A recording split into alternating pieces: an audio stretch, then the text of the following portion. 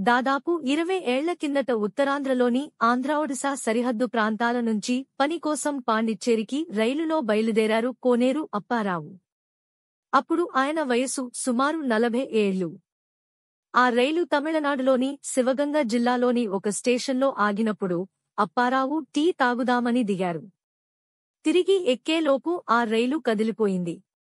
రైలు మిస్సైన అప్పారావుకు సాయం చేస్తానని ముందుకొచ్చిన ఓ వ్యక్తి ఆయనను తన మేకల మందకు కాపరిగా మార్చేశారు. కోనేరు అప్పారావు ప్రస్తుతం తమిళనాడులోని శివగంగ జిల్లాలోని ఓల్డేజ్ హోంలో ఆశ్రయం పొందుతున్నారు.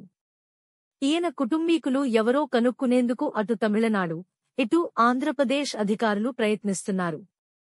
తనది పార్వతీపురం సమీపంలోని జమ్మిడివలసని ఒకసారి, ఒడిశాలోని కోరాపుట్ జిల్లా అలమండ మండలంలోని జమ్మడవలస అని మరోసారి, అదే మండలంలోని జంగిడివలసని ఇంకోసారి చెప్పారు.